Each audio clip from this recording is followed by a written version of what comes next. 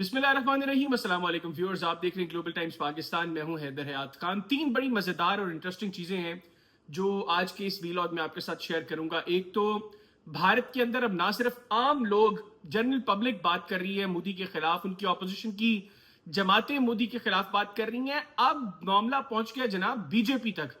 BJP के अंदर से अब बातें मोदी के खिलाफ हो रही हैं। जो बीजेपी की एलाइड पार्टीज हैं, उनके लीडर्स अब मोदी के खिलाफ बात कर रहे हैं और मोदी की रिप्लेसमेंट के ऊपर बात हो रही है। क्या तफसीलात है इस खबर की, वो मैं इस वीलॉग में आपको बताऊंगा। फिर वो फोन कॉल जिसने ईरान और इजराइल के दरमियान होने वाली जो जंग है उसकी डायनामिक्स को तब्दील कर दिया।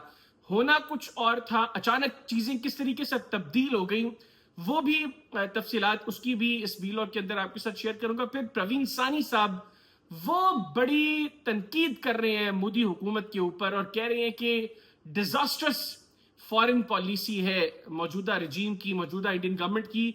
उसके ऊपर उन्होंने क्या बात की है वो भी मैं इस वीलॉग के अंदर आपको बताऊंगा। सबसे पहले बात करें वो फोन कॉल जिसने ईरान और इजराइल के दरमियान जो जंग है उसकी डायनामिक्स को तब्दील कर दिया और आज इस वक्त जो सूरत हाल है उसमें बड़ा कलीदी किरदार उस फोन कॉल का। जनाब तफसीलात ये कि आपको याद होगा कल जो अमेरिका ने ईरान की 3 न्यूक्लियर फैसिलिटीज के ऊपर अटैक किया, नेतन्स में, फर्दो में और इस्फहान में। उसमें उन्होंने अपने बंकर बस्टर बॉम्बर्स का इस्तेमाल किया और तकरीबन 13,000 किलोग्राम का जो बस्टर बॉम्ब था वो उन्होंने गिराया फर्दो की जो ईरानी न्यूक्लियर फैसिलिटी है उसके ऊपर। और उसके अलावा 3 टॉम और क्रूज जो मिसाइल्स हैं 30 के करीब उनका इस्तेमाल किया गया नेतन्स और इस्फहान की जो न्यूक्लियर फैसिलिटीज हैं उनको तबाह करने के हवाले से। एक तो ईरान की जानब से फौरी तौर पर यह इत्तलात आ गई कि ये तीनों न्यूक्लियर फैसिलिटीज ईरान पहले ही खाली कर चुका था, लिहाजा अमेरिका और इजराइल इस हमले के नतीजे में जो अचीव करना चाहते थे उसमें वो बुरी तरह नाकाम रहे हैं। ये ईरान बात कर रहा है, लेकिन अमेरिका की जानब से ये क्लेम्स हैं कि उन्होंने मुकम्मल तौर पर तीनों न्यूक्लियर फैसिलिटीज को तबाह कर दिया। अब एक और बड़ी न्यूक्लियर फैसिलिटी है जिस पर अमेरिका ने हमला नहीं किया और उसकी रीजन क्या है? उसकी रीजन है कि उस फैसिलिटी के अंदर रशियंस मौजूद हैं और इस बात की तस्दीक खुद रशियंस ने चूंकि कर दी है, लिहाजा अमेरिका ने उस खतरे की बिना पर उस फैसिलिटी को हिट नहीं किया। बाकी जो 3 फैसिलिटीज हैं नेतन्स की, इस्फहान की और फर्दो की, उस पर अमेरिका ने अपने बंकर बस्टर बॉम्बर से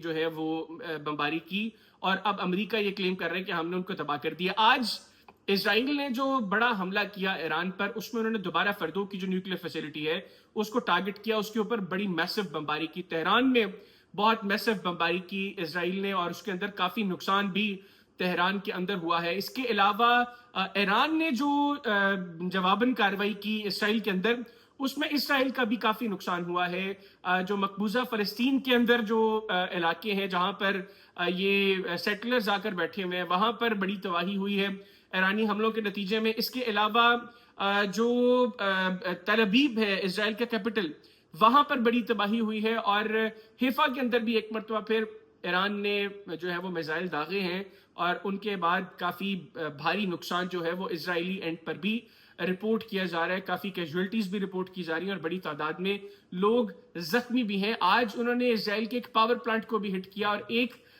जो जेल है, प्रिजन है, उसके पास भी ईरान ने अटैक किया। जो जवाब में इजराइल का हमला था तेहरान पर उसमें भी उन्होंने एक जेल के करीब जो है वो बमबारी की और उसके अलावा एक मेडिकल सेंटर था, एक हॉस्पिटल था, उसके करीब भी इजराइल ने बमबारी की है जिससे काफी नुकसान ईरान को भी पहुंचा है। अब ये जो सूरत हाल यहां तक पहुंची है, इसी दौरान ईरान से मुसलसल अब अमेरिका के खिलाफ भी बातें हो रही है और ईरान धमकी दे रहा है अमेरिका को कि अब तैयार रहो, खबरदार कर रहे हैं तुम्हें, किसी भी वक्त अमेरिका के खिलाफ भी ईरान कार्रवाई कर सकता है।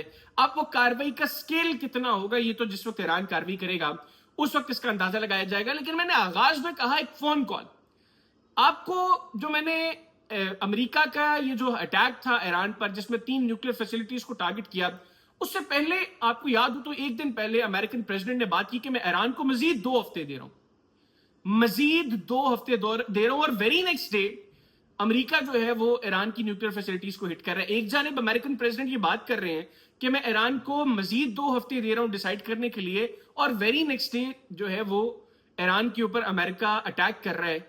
इसके पीछे जनाब एक फोन कॉल थी और वो अमेरिकन प्रेसिडेंट की स्टेटमेंट के बाद नेतन्याहू यानी इजरायली वजीर आजम की जानिब से की गई फोन कॉल थी, जिसके बाद व्हाइट हाउस ने यह फैसला किया और फौरी तौर पर ईरान के खिलाफ वो कार्रवाई हुई, जिसके नतीजे में 3 न्यूक्लियर फैसिलिटीज ईरानी जो है उनको हिट किया गया। अब वो फोन कॉल जो है वो इजरायली वजीर आजम नेतन्याहू की जानिब से हुई और उसमें जो रिपोर्ट हो रही है बातें, उसके अंदर इजराइल के डिफेंस मिनिस्टर वो भी उस फोन कॉल में शामिल थे। उसके अलावा अमेरिकन साइड से जो है वो डोनाल्ड ट्रंप यानी American president, American vice president JD Vance, American जो फॉरेन सेक्रेटरी हैं मार्को रूबियो और अमेरिकन डिफेंस सेक्रेटरी वो भी इस कॉल में मौजूद थे। और जेडी वेंस वो मुसलसल मुखालिफत करते रहे इस बात की कि अमेरिका को इजराइल की जंग में नहीं शामिल होना चाहिए, क्योंकि हम जंग के खिलाफ कैंपेन करके यहां तक पहुंचे हैं कि हमें अमेरिका को जंगों से दूर लेकर जाना है। जो जंगे अमेरिका लड़ रहा था, जिसमें अमेरिकियों के पैसे लग रहे थे, हमें वो पैसा अमेरिकियों पर लगाना है, लिहाजा हमें इजराइल की फैलाई हुई किसी जंग के अंदर शामिल नहीं होना चाहिए। ये बात जेडी वेंस जो अमेरिकन वाइस प्रेसिडेंट हैं वो कर रहे थे। लेकिन नेतन्याहू मुसलसल ये बात कर रहे थे कि अगर अमेरिका इस जंग में शामिल नहीं होता और ये जो 2 हफ्ते की मोहलत आपने ईरान को दी है, तो ये 2 हफ्ते इजराइल के लिए बड़े खतरनाक होंगे। ईरान जिस तरीके से हमले कर रहे हैं, अब हमारी जो एयर डिफेंस सिस्टम्स हैं वो उस तरीके से काम नहीं कर रहे जो जितने मौसर अंदाज में वो आगाज में काम कर रहे थे। आगाज में ईरान अगर 100 मिसाइल दागता था, कुछ 90-95 इंटरसेप्ट हो जाते थे, 4-5 जाकर जो है वो टारगेट्स पर जाकर लगते थे, उनसे इजराइल का नुकसान होता था। अब सूरत हाल ये थी कि परसों ईरान ने 1 मिसाइल भेजा और वो 1 मिसाइल डायरेक्टली जाके जो है वो इजराइल में हिट हुआ, उसको इंटरसेप्ट नहीं किया जा सका। फिर कल ईरान ने 40 मिसाइल भेजे, जिनमें रिपोर्टेडली 10 मिसाइल्स ने हिट किया। आज जो ईरान ने मिसाइल भेजे उनके बारे में भी तलाते हैं कि तकरीबन 7 के करीब इंपैक्ट्स जो है वो इजराइल ने रिपोर्ट किए, यानी 7 ईरानी मिसाइलों ने इजराइल पे जाके हिट किया है। तो नेतन्याहू ने कहा जनाब हम तो 2 हफ्तों में मारे जाएंगे, बुरा हाल कर देगा ईरान हमारा, तो आप अभी कुछ करें। अगर आप 2 हफ्ते लेते हैं, 2 हफ्ते की मोहलत देते हैं ईरान को, तो 2 हफ्तों में तो हमारी तबाही मच जाएगी। उसके बाद फिर जो जूश लॉबी व्हाइट हाउस में मौजूद है, अमेरिका में मौजूद है, वो एक्टिव हुई और उस जूश लॉबी ने ज्यादा फोर्स किया अमेरिकन प्रेसिडेंट को और उन्होंने कांग्रेस से इजाजत लिए बगैर ईरान पर बंकर बस्टर बॉम्ब्स के साथ अटैक किया और उसके बाद जो कुछ हुआ वो आपके सामने है। अब जो मैंने आपको बताया, प्रवीण सानी साहब वो भारत को लेकर बड़ी तनकीद कर रहे हैं। एक तो recently field marshal Asim Munir साहब की जो मुलाकात हुई अमेरिकन प्रेसिडेंट डोनाल्ड ट्रंप से, और उससे पहले डोनाल्ड ट्रंप पाकिस्तान से मुतालिक जो बात कर रहे हैं और भारत को लेकर जो बातें हो रही है और भारत से डोनाल्ड ट्रंप को लेकर जो बातें हो रही हैं, अमेरिका इनको बड़ा कीनली ऑब्जर्व कर रहा है। और फिर इस रीजन के अंदर जो चौधराहट का ख्वाब था भारत का, वो अल्लाह ताला के फजल और करम से पाकिस्तान ने चकनाचूर कर दिया। उसके ऊपर भारत को बड़ी परेशानी है। भारत के अंदर से बातें हो रही हैं कि जनाब आप तो कहते थे राफेल आएंगे तो बड़ा बेहतरीन तरीके से पाकिस्तान को जवाब दिया जाएगा, पाकिस्तान तो चपेड़े मारी आके हमें, पाकिस्तान ने हमारे राफेल भी गिरा दिया, हमारी एयरफोर्स को मनो मट्टी तले दफन कर दिया। हमारी आर्मी के लोगों की हालत ये थी कि वो सफेद झंडे लहराकर अपनी जिंदगियों की भीख मांगते रहे पाकिस्तान की अफवाज से। उनके साइबर वॉरियर्स ने हमारे यहाँ पे इदारा कोई नहीं छोड़ा, हर जगह उन्होंने साइबर अटैक्स किए हैं। उन्होंने हमारी जो सैटेलाइट थी, मिलिट्री सैटेलाइट, उसको जैम कर दिया, हमारी मिलिट्री इंस्टॉलेशंस को हिट कर दिया, हमारे जो है वो फिजाई अड्डे जो हैं उनके ऊपर उन्होंने आके बमबारी कर दी, हमारा ब्रिगेड हेडक्वार्टर उड़ा दिया। उसके बाद हमारे ब्राह्मोस मिसाइल्स की 2 साइट्स को तबाह कर दिया, हमारे अरबों डॉलर के S-400 की 2 बैटरीज को तबाह कर दिया। आप कहते थे हमारा दिफा बड़ा मजबूत है, आपकी जो दिफाई बजट है वो उनसे 10 गुना बड़ा है, तो वो आके किस तरह आपको ठोक के चले गए ये सब कुछ। तो ये भारत में बातें हो रही थी। मोदी मुसलसल झूठ का प्रोपेगेंडा, और उस प्रोपेगेंडा को आगे जो है वो लेके जाने के लिए गोदी मीडिया उनके पास है। और गोदी मीडिया को क्या अब मैं बेनकाब करूं, उनका क्या मैं पर्दाफाश करूं, वो तो सबके सामने ऑलरेडी उनका मकरू और घनौना चेहरा, उनका आप कह लें कि क्या जो घटिया से घटिया तरीन लफ्ज इस्तेमाल हो सकते हैं वो आप गोदी मीडिया के लिए कर सकते हैं। मैं नहीं, ये भारतीय खुद भी करते हैं। इवन उनके बड़े लोगों ने इस दफा जिस तरीके से उन्होंने इस जंग के अंदर रिपोर्टिंग की, उन्होंने कहा यार इससे तो घटिया मीडिया दुनिया में कोई नहीं हो सकता, दुनिया की तारीख में इतनी घटिया रिपोर्टिंग कहीं नहीं हुई जो गोदी मीडिया ने की। बहरहाल वो गोदी मीडिया मोदी के हवाले से सब अच्छा रिपोर्ट करता है। और अब भारत के अंदर जो आवाजें उठना शुरू हो गई, प्रवीण सानी साहब भी बात कर रहे हैं कि डिजास्टर्स पॉलिसीज हैं मोदी की, हर एतबार से, दिफाई एतबार से भी भारत का बेड़ा गर्क कर दिया उसने, اور خارجہ امور کے اوپر بھی جو جے شنکر لا کے بڑی توپ بٹھائی تھی نا انہوں نے کہ جی یہ بڑا ایروگنٹ تھا اور بڑا جو ہے وہ تکبرانہ انداز میں گفتگو کرتا تھا، اسٹوپڈ آدمی، وہ بھی بیڑا غرق کر دیا اس نے بھارت کی پالیسی کا۔ اب جب حقیقت کھلی ہے نا، اس سے پہلے تو سب کچھ ہو رہا تھا، کور تھا، جو غلط ہو رہا تھا اس کے اوپر بھی کور آ جاتا تھا، گودی میڈیا آ جاتا تھا، لوگوں کو سمجھ ہی نہیں آتی تھی۔ اب اس وقت ہو رہا ہے جو وہ یہ ہو رہا ہے کہ کورز ہٹ گئے ہیں اور اب ان کے مکرو چہرے بے نقاب ہو رہے ہیں، مودی حکومت کے مکرو چہرے، ان کی مکرو پالیسیز بے نقاب ہو رہی ہیں۔ تو پروین سانی صاحب بھی اس کے اوپر بڑی تشویش کا اظہار کر رہے ہیں کہ یہ بھارت کی تباہی کا سبب بن سکتی ہیں یہ پالیسیز، اور آئندہ آنے والے سال بڑے خطرناک ہوں گے بھارت کے لیے۔ لیکن ایک اور انٹرسٹنگ چیز اس دوران ہوئی ہے، وہ ہے ود ان بی جے پی اب مودی کے خلاف باتیں ہونا شروع ہو گئی۔ پہلے تو یہ تیسری ٹرم ہے نا ایز پرائم منسٹر، اور اس تیسری ٹرم کے اندر مودی کمپیریٹیولی ایک ویک پرائم منسٹر کے طور پہ بھارت میں موجود ہے۔ اس کو بیساکھیوں کا سہارا چاہیے تھا اقتدار میں آنے کے لیے، اور وہ جو بیساکھیاں ہیں وہ بھی مودی کا ساتھ دینے کو تیار نہیں ہے۔ نہ رام ولاس پاسوان اس وقت مودی سے خوش ہے، نہ نتیش کمار جو ہے وہ اس وقت مودی کے ساتھ چلنا چاہ رہا ہے، اور وہ کہہ رہے ہیں کہ جناب اس کی بغیرت کی پالیسیوں کی وجہ سے ہم لوگوں کو بھی نقصان اٹھانا پڑ رہا ہے۔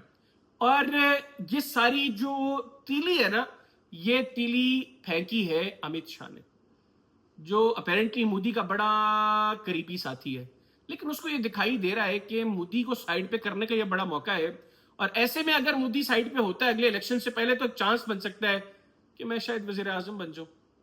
لیکن وہاں پہ صرف امت شاہ نہیں ہے، وہاں پہ راج ناتھ سنگھ بھی ہے جو بھارت کا وزیر دفاع ہے اور بڑی مطلب جاہلوں والی گفتگو کرتا ہے۔ وہ راج ناتھ سنگھ تو پہلے سے ہی مودی سے خوش نہیں ہے۔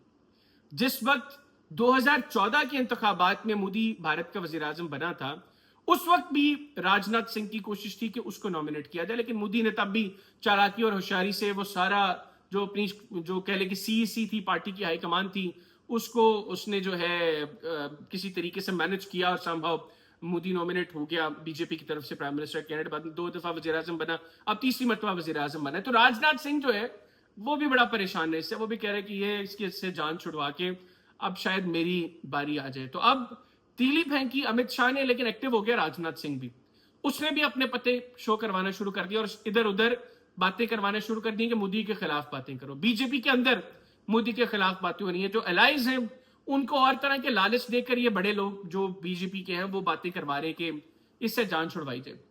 لیکن جو الائڈ پارٹیز ہیں ان کے اندر بھی اب ایک اور کشمکش ہے، وہ کہتے ہیں کہ نہیں، اگر بی جے پی نے مودی سے جان چھڑوانی ہے ہماری، تو پھر نہ امت شاہ آئے گا نہ راج ناتھ سنگھ آئے گا، یہ بھی تینوں مودی دونوں جو ہے مودی کے جیسے ہیں، اور نہ ہی وہ یوگی آدتیہ ناتھ بغیرت آئے گا، وہ کہتے ہیں یہ بھی نہیں آئے گا۔